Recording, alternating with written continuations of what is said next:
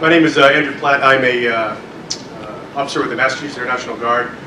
I grew up as a pilot and intel analyst in the Air Force, and then recently left for active duty, and now I'm a part-time contributor that way. I want to talk to you today about robotics in the military. Obviously, the military has literally tens of thousands of robots doing missions, everything from explosive disposal through intel collection and everything in the middle. We work across all domains. I could probably stay in here for the next 10 minutes and list all those out. Instead, I'm going to focus today on ISR. A couple caveats on that. I'm an operator and a consumer of these products. I'm not an engineer. I'm not an acquisition specialist. So this may be a little less technical than some folks would like. The other thing I'll throw out there is that obviously there's classification issues whenever we talk about military ISR. This will be unclassified. A lot of this is open source. You'll get some of my biases. It's all fact-based though, but it's not the official policy of the Air Force if I say something that seems a little off track there. As far as a historical perspective goes of military robotics, the Russians and the Germans back in World War II were really the first ones who really saw the potential of it. They realized that in their war of attrition on the Eastern Front, they could load a tank up with explosives, drive it remotely at each other, blow it up, and kill a bunch of the bad guys without hurting themselves. That made a lot of sense back then. We've come a long way since then. Kind of incremental steps for the U.S. throughout the Cold War, the 80s, the 90s. It really wasn't until to 9/11, until the operations in Afghanistan and Iraq and other parts of the world, the so-called global war on terrorism, where we really saw the benefit of the last fact there. 2015, we'll see 33% of the U.S. combat vehicles, including our ISR collection platforms, will be robots by that point. What does ISR stand for? Intelligence, Surveillance, and Reconnaissance.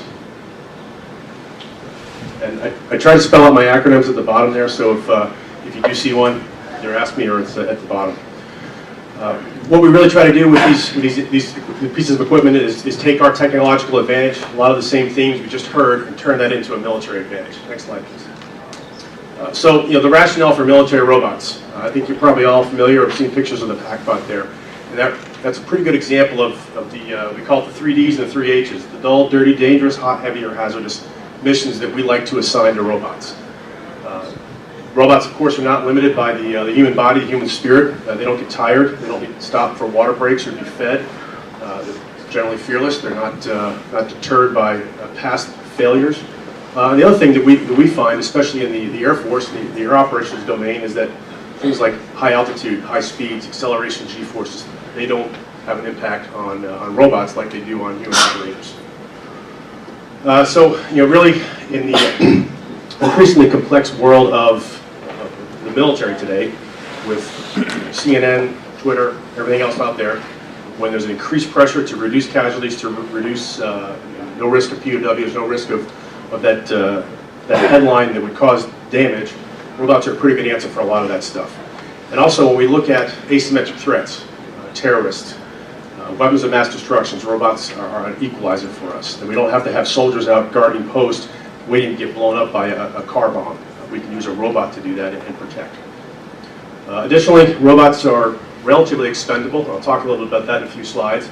They do increase survivability. They're a faster response because we can forward deploy them and keep them on station longer. And the growing or the coming fiscal realities with the declining defense budgets, declining manpower, robots are one way that we can maintain our capability. Overall, all those really are reasons why we like to use robots and these remote systems for ISR. Next slide, please. So today, if you look across Air Force operations, we use robots for what we call full spectrum ISR. So collecting everything from the battlefield, handheld, 5 foot in wingspan, take simple pictures and feed them back, line of sight communications to a battlefield commander through small UASs, maybe 15 or 20 feet, that can support a ship. They can give a commander a view of a battlefield 15 or 20 miles ahead, to the Predator and Reaper, which you see so often on the news. Medium RPAs, those really are the next generation of fighter airplanes. Think F-15, F-16 size aircraft that can carry missiles, have sensors, and go out and find and kill things or impact the battlefield in that way. And then the large RPAs like the Global Hawk there. That's almost the size of a 737 that can fly from Beale Air Force Base in California to North Korea or just off the coast of North Korea, stay on station there for a long period of time, fly back, and do a mission that we could not ask a human operator to do. Next slide, please. Tomorrow, we'll have generally the same classes of aircraft, but what we'll need to look at is things like stealth and survivability. The battlefield today over Iraq and Afghanistan is very permissive. Aside from an AK-47 or an RPG, there really was no threat to our forces in the air. That probably won't be the same in the next conflict we face, whether that's a conventional kinetic threat through a surface-to-air missile or something like that, or a cyber threat that would interrupt the communication of those aircraft, which are so important to this set of systems. We'll see them getting smaller, nano and micro UASs that can fly inside of buildings and navigate and help go find snipers and threats inside of buildings without having to send actual human soldiers in there. Small UASs will be able to do close-in ISR, so think city to town to block to building is really where we're trying to push this. The medium RPAs and large RPAs, those will continue to increase in their complexity, their survivability, and they'll pick up more and more missions, not just taking pictures and collecting data, but then acting on that data, whether it be through a kinetic strike or some other type of action. Next slide. So as we look to plan for tomorrow, really kind of four things that I'll finish up with here are enabling technologies, what automation means to us in the military, what the operator interface, and then the modularity of the systems. And I think a lot of these same things will be kind of stuff we saw from the factory discussion a moment ago. Next slide, please. So the enabling technologies, the common pilot operator interface. Right now we've probably got 3 or 4 dozen RPAs, UAVs deployed in large scale across the Air Force. Each one of them has a different operator interface. It's very tough for us to train, maintain, and operate that. So a common one across all classes of aircraft would be very beneficial.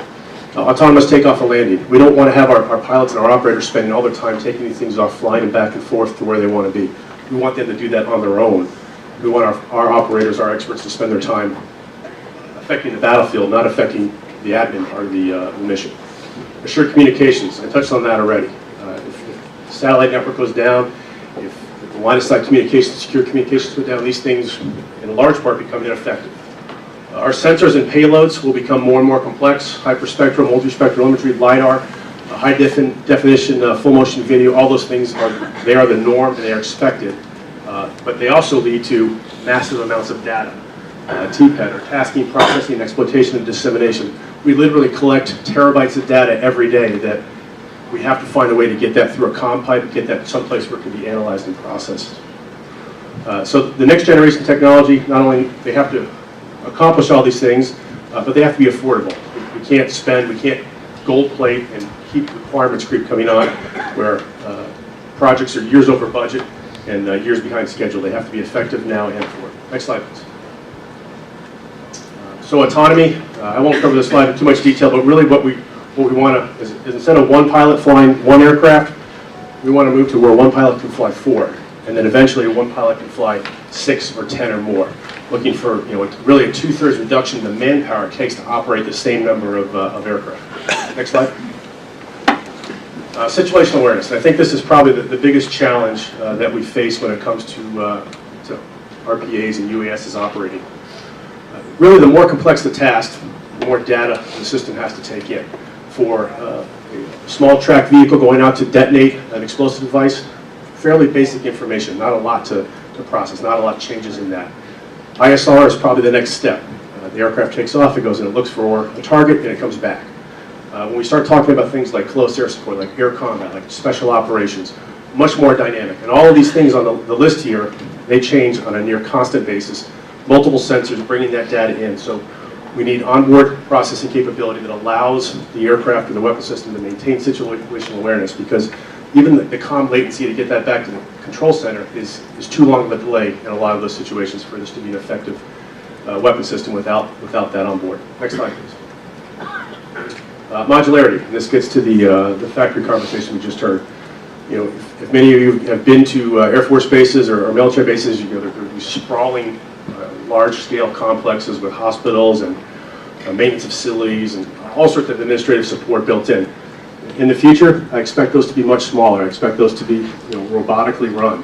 An aircraft lands, it taxis in, it's repaired, it's reloaded, it's prepared for the next mission, it taxis back out with very little human interface. That's That's really where we need to go, and modularity, adherence to commercial standards is one of the things we believe will get us there. Next slide. So in closing, a couple things to think about. I think as we go forward, our definition of UASs and RPAs and robotics in the military needs to change our understanding. The picture on the top there is a picture from the Iranian press of an RQ-170, which apparently was our top secret drone that they shot down, captured, and have posted up there. Now, is that as bad as having a U.S. pilot captured? No, probably not, but it certainly was a PR victory for the Iranians. And when we say they're expendable, I think we need to rethink that, because not only did we lose a multi-million-dollar asset there, but we lost some of our most advanced technology that fell into the hands of the Iranians. So these things aren't really expendable per se. The other thing, first and second order impacts of RPAs and UASs, we understand those. We know they'll save money, they'll save lives, we can do missions for longer. But what are the third and fourth order effects? We don't know those yet. They are coming. And then you'll see the last picture, kind of why I'm finishing with a picture of 19th century cavalry when we talk about modern weapons. The problem with the military, and probably a lot of organizations, is that today's leaders grew up with yesterday's technology. The Navy faced this with the transition from battleships to aircraft carriers. The Army with cavalry to tanks and armored warfare. And then the Air Force, I believe, is facing this today, a challenge of how do we take a generation of leaders that grew up flying airplanes and convince them that RPAs and unmanned aircraft are the way to go. That concludes my talk. I guess we'll take questions at the end.